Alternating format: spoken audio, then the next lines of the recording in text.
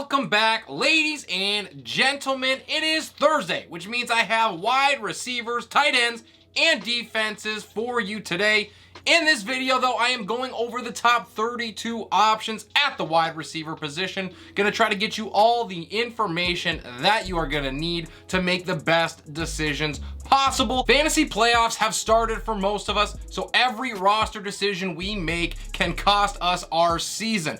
I'm gonna try to make sure that does not happen and we go get a dub and keep moving forward towards that championship. If you have any questions, please drop those down below. I love to be able to help you guys out. I usually get back in a reasonable amount of time, and I also give a very detailed response more often than not, trying to give you guys the whys behind what I am telling you.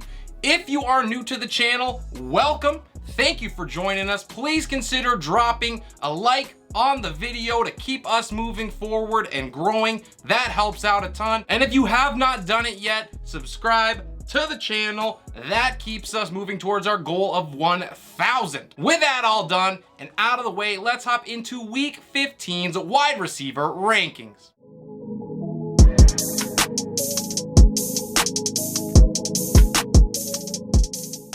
At the top of my list is Justin Jefferson. He set a franchise record with an incredible 11 catch, 223-yard performance against Detroit, and he would have added another 35 plus and a touchdown on top of it all if it weren't for a phantom out of bounds call that stopped the play and blew it dead. But seriously, the NFL needs to buckle down on some of this. There have been some ridiculous calls over the last couple of weeks, really all season, but the Justin Herbert sack penalty comes to mind. But enough of the rant.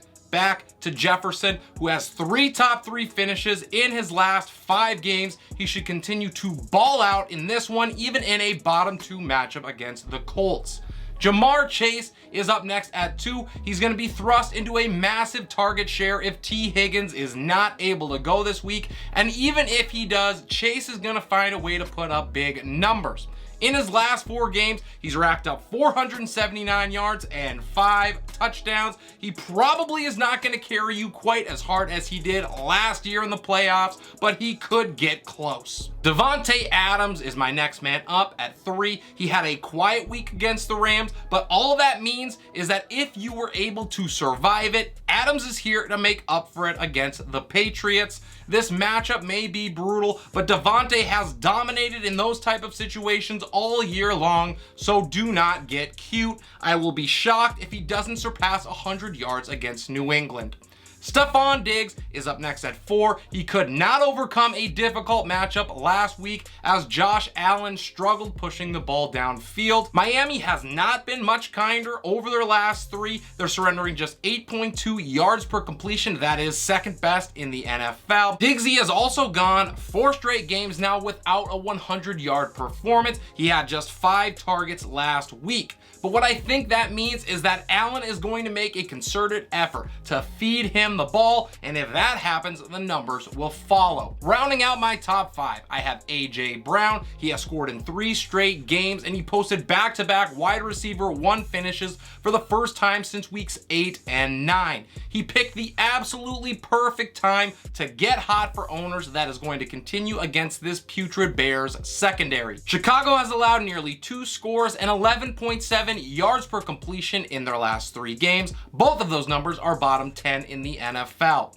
At the top of tier number 2, I have Tyreek Hill against Buffalo. He continues to rack up big time production. He scored in 4 out of his last 5, and in that span, he has 2 games over 140 yards receiving. Weather permitting, I think we get a shootout in this one against the Bills. Hill is going to need to be heavily involved for the Finns to have a chance in it. Tyreek helps Tua get back on track as he tries to keep pace with Justin Jefferson's receiving yardage. CeeDee Lamb is my next man up at 7. He posted his 2nd worst day of the season against Houston, but I am not worried about him in the slightest. The Jags are just 24th against wideouts this year. They allow 29 points per game to the position. Lamb has target totals of 7 and 6 in his last 2 games, and he has yet to go 3 straight without getting double-digit looks, so I expect the volume to come here, and when it does, fireworks will follow. Amon-Ra St. Brown is my 8th ranked receiver. He took a back seat last week, but he still saw 9 targets and he racked up a respectable 68 yards. The Jets are a top 10 unit, both in yards per completion and passing scores allowed over the last 3 weeks, so there is some concern. But with Jared Goff playing great football right now and the talent that St. Brown possesses, I am confident in a bounce-back game from him. At 9, it is Keenan Allen, who has back-to-back games with 14 targets, and he gets the best possible matchup against the Titans, who have not been able to slow down anyone through the air so far this season.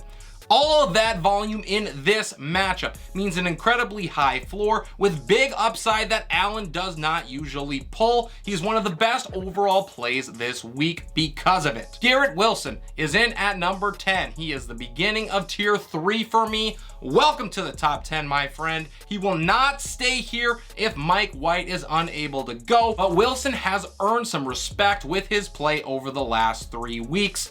With Detroit on deck and other Jets wideouts banged up, Wilson has top 5 potential and a solid floor, so continue to ride the momentum into the playoffs and let the rookie help carry you to a championship. Mike Williams is my 11th ranked dude. He finally showcased that ceiling that has been oh so elusive against Miami. He turned 6 targets into 116 yards and a tutty. It was his first top 5 performance all season long.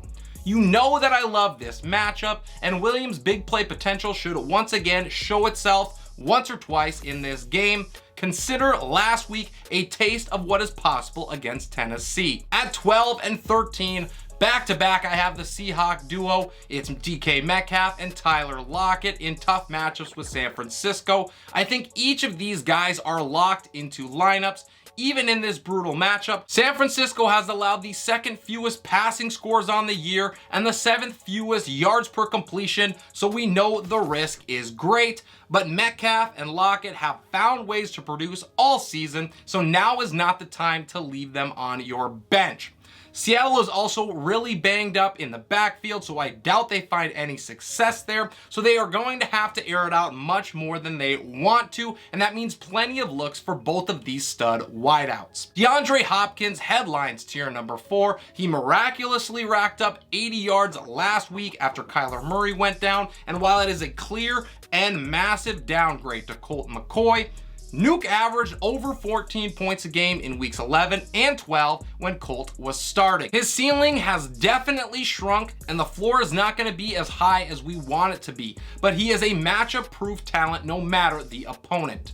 DeVonta Smith is my 15th ranked player. He was able to score for the 2nd time in a row for the first time all season, and Chicago is not about to slow him down.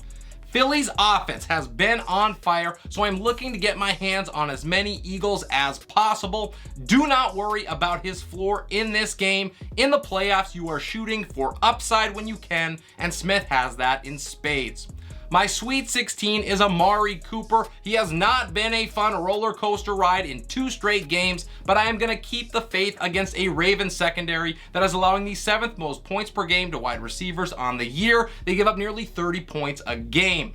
Once the Browns get shut down on the ground, it is going to be Cooper who benefits through the air, so the risk is worth taking. Tier 5 starts with Chris Godwin, who has backpedaled over the last 2 weeks, failing to get inside of the top 30 in each game as the Bucs offense continues to cave in on itself. Now, thankfully, I do have some good news for you. Godwin continues to see heavy usage, and the Bengals are allowing 12 yards per completion over their last 3 games. That is 5th most in the NFL. Scary Terry McLaurin is up at 18. He exploded prior to Washington's bye with 105 yards on 12 targets, and his touchdown gave him a top 10 finish for the first time since back in week 7. And he faces the same Giants team that he just dominated this week. I am sure some things have been schemed up against him to try to slow him down, hence my ranking of him a little bit lower than maybe anticipated, but I'm gonna still bank on his ability and the connection with Mr. Bud Lighticky. Brandon Aiyuk is my 19th ranked wide receiver. He will be the biggest beneficiary of Deebo Samuel going down, and he showed it last week with that touchdown catch. That has been his biggest calling card all season, and the Hawks have given up top 10 touchdown numbers through the air on this season. Even in this overall bottom 6 matchup, I am trusting Aiyuk's season to hit late just when managers need it most. Jaylen Waddle rounds out my top 20. He is looking hard to trust with his recent issues, but he still has to be a solid top 20 play because we know he has upside that few can rival. You need to make sure and check back in on Saturday morning for my updated rankings. There is a possibility that this game has snow, gusts, and all of the things that hurt production, and Mother Nature is undefeated. Christian Watson is in at 21. He just cannot be stopped from crossing the goal line, so we have to continue to roll him out there. The scores are going to dry up eventually, but there is not any chance you are going to bench a dude who has scored 8 tutties in his last 4 games, all of them being top 8 finishes. Chase the points here to your heart's content and hope that this is not the week he falls back to earth. To tier 6, it is Christian Kirk, who gets a Dallas squad that has been fairly middling against the pass all year long. The bigger takeaway, though, is that I believe the Cowboys slow down the running game against the Jags consistently, and with Trevor Lawrence forced to go to the air, Kirk is going to bounce back. Jeudy is my 23rd ranked wide receiver. He went nuclear against the Chiefs last week, taking advantage of that great matchup and Courtland Sutton's injury to set the bar as the overall #1 wideout. Sutton is still dealing with that hammy issue, so if Jeudy is the unquestioned #1 against a subpar Cardinals back end, I like his chances at solid production. The Cardinals have also allowed 7 passing touchdowns in their last 3 games as an added bonus. My last wide receiver 2 in week 15 is Chris Olave. He deserves the benefit of the doubt after 2 off weeks, and a big part of that is the smash matchup he gets here against Atlanta. The Falcons allow the 6th most points per game to the position, almost 31 per, and they've also surrendered top 10 passing touchdown numbers on the year. With an extra week to prepare, Olave should rebound, and even if he doesn't hit big, he's had 60 yards or more in 3 straight, so he's not gonna kill you. To round out my top 25, it is Michael Pittman Jr. against the Vikings. He fell off a cliff last week against Dallas, cratering to wide receiver 75, finishing with just 4 targets. I do get the concern if you are an owner here. Matt Ryan is playing pretty poorly. Pittman has just 1 touchdown in his last 11 games as well. But the Vikings defense is the best cure-all imaginable, and you can count on them when all else fails. As a flex option, he's got a ton of upside, and honestly, I would not be surprised if he posts a top 10 finish. To tier 7, and Mike Evans kicks it off. He is lower now than he has been all season long, but this is what it has come to. Evans has not gotten inside the top 30 since week number 8, and in his last 4 games, he has finishes of wide receiver 44, 75, 45, and 49, so it has not been pretty to say the least. I think Big Mike is worth a play because we know what he is capable of, but the risk is higher right now than at any point that I can remember in the last 3 seasons. JuJu Smith-Schuster is up next at 27. He would be higher on my list if we could depend on the volume, but that has not been the case for him since way back in week number 9. JuJu was the overall wide receiver 6 last week, so we know his ceiling is very high. But prior to that, in his 3 games before, he posted targets of 3, 4, and 4, I believe, and all 3 of those games were sub 55 finishes. The range of outcomes here is wide, especially in a bottom 5 matchup with the Texans. Donovan Peoples-Jones is up next. He's been a top 25 wideout in 3 out of his last 4 games, and he's riding high after getting a team-high 12 looks against the Bengals. I want pieces against Baltimore's secondary, and DPJ has shown he is worthy of a flex spot. You know that I am all in on Deshaun Watson, and Peoples-Jones is a part of the reason why. Down at 29, I have Gabe Davis, who has not given owners any reason to trust him in this big time moment, but I happen to be addicted to the upside. If you are gambling in the flex, there are few options that provide better week winning potential. Davis is either going to crush or fall in his face, so this play is not for the faint of heart. At 30 and rounding it out, I have Zay Jones. He headlines tier number 8, and he is hopefully on your roster because you took my advice a couple of weeks ago. He's racked up double-digit targets in 3 out of his last 4 games, and he's posted top 10 finishes in 2 out of his last 3, so that momentum could not be much better. Jones has been dependable all year long. He's gone under 40 yards just 4 times, so he is more stable than you might think as well. Diontae Johnson is in at 31. He's ramped up in 3 straight games now and was able to get inside the top 30 against Baltimore. He had 6 catches for 82 yards. The Panthers are allowing the 8th most points per game to the position, and DJ has 49 yards or more in 3 straight games, so if you are looking for a solid floor play, DJ is your man.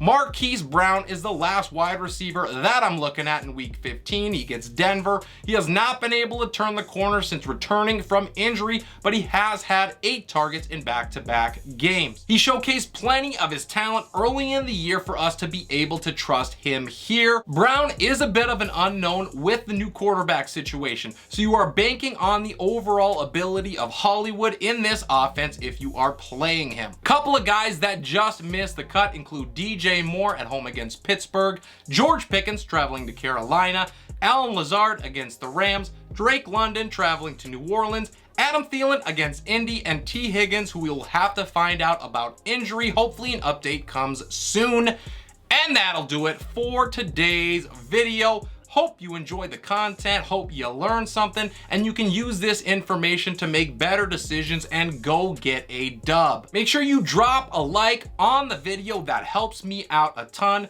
and subscribe to the channel as well. That way you will not miss a thing. Relentless Press drops content Monday to Saturday. I'm doing over 10 videos every single week. So if you don't subscribe, you just might miss something, and oh, what a shame that would be.